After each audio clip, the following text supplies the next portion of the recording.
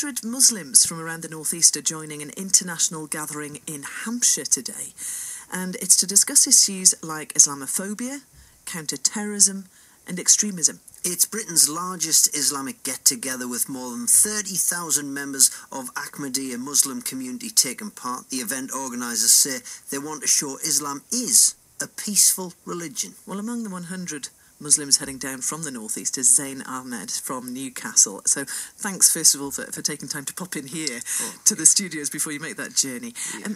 Zain, if we can firstly clarify a few things, because as with Christianity, there are many different branches of the faith. What makes the Ahmadiyya Muslim community different from other branches of Islam? Yeah, the main difference between us and other sects of Islam is that, as prophesied by our Holy Prophet, may Allah's blessing and peace be upon him, that in later days a reformer will come who will be titled as Mahdi and Messiah, who will guide Muslims to the right path and will restore love and harmony among people by bringing upon real peace in the world. We believe that he has come in the person of Hazrat Mirza Ghulam Ahmad from Qadian, and the other non-Muslim sects are still waiting for him.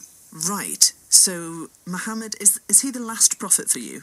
No, we say... But he is for the Shia and Sunni and Muslims. Everyone. We say that he is the prophet on which the last book of God has revealed. He is the seal of the prophet. We believe that he is the head of the prophets, and he is the main head of the prophets, and we believe that the prophets can come after Muhammad to reform Islam, as the Messiah has come in the person of Hazrat Mirza Ghulam Ahmad from Qadian. Right. Now, you have a very different view of Islam to the Islamic militants in Iraq and Syria. The Caliphate. This is a word which the British press just hadn't been very familiar with. What is the Caliphate? Caliphate is... Caliphate means that you are under someone spiritual as a leader over there, and that doesn't mean that it's because of a political reason what ISIS and the people in Syria and Iraq or the extremists are portraying it. It's just as a spiritual to practice Islam, to do good things, like behind a person. That's a spiritual thing, not a political thing which extremists are taking it towards. Right, so the Caliphate is an Islamic state or not? No, or just for the militants over in Iraq and Syria? They think that. For you, it's religious only. It's only religious. It's only for peace, to seek the pleasure of God. And we seek the pleasure of God by practicing humanity, by helping people, by doing charities, by going out on the roads to help people, make everyone happy, make everyone smile. That's what we do. Then that's what Caliphate is about. It's not about political reason and how they're portraying it over there. Right, so they're manipulating Islam for their own means. For political means. For political means. Yes. Now, this must be difficult for you, because a stream of surveys claim British people associate the following things with being a Muslim, and it is words like extremism, jihad, terrorism, militancy. How does that make you feel? That makes us feel sad, but on the other hand, the people, the extremists of Islam, they're not doing good, are they? They're killing people, and on the riots and are doing violence, they think that they can spread their religion. And we think that this is not the way to spread their religion, is it? We think that going out, helping humanity, being a good person, being a good father, being a good neighbor is jihad. And it's not about doing violence. You go in the history, when you open the history of Muhammad, our beloved prophet, and he has never, people have tried to kill him, people have tried to mock him, but he never waged any war on himself until he had a very, very danger, the Muslims had very danger. Until then, he has never done that, and that's the people over there, how they're portraying is totally wrong. But the difficult thing for you is you may be being, a good relative, a good neighbour, doing work for charities, but every day, I could just pick up any newspaper today, and you know what'll be inside. There will be pictures of people who say they are Muslims killing other people, standing there with machine guns and taking men and women and children from their families and torturing them in the name of Islam.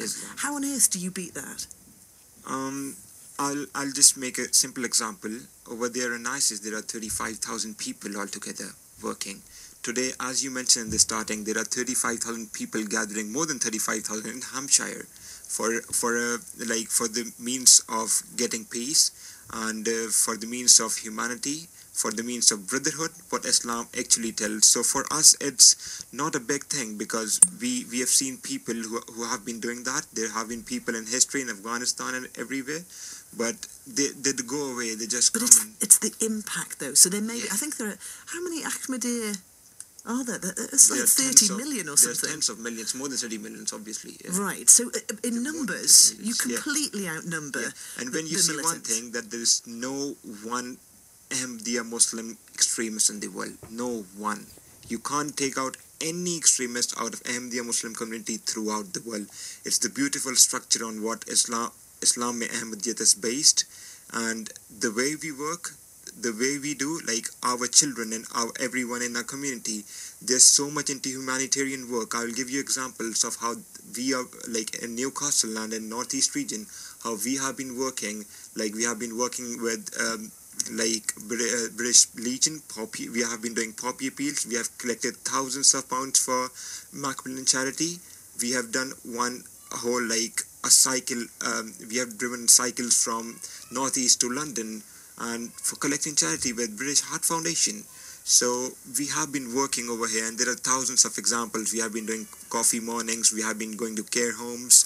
And do you think that is the way that you will beat this idea of, just to be honest, Muslims being the bogeyman in Britain? Yeah. So it's just by little and often? By winning heart of the people. By winning hearts, we believe that Islam could spread, and the true message of the God could spread by winning the hearts of people, rather than doing extremism, rather than taking out guns and going to other countries. And that's a totally different and wrong thing, how they have taken the meaning of Islam and the meaning of jihad.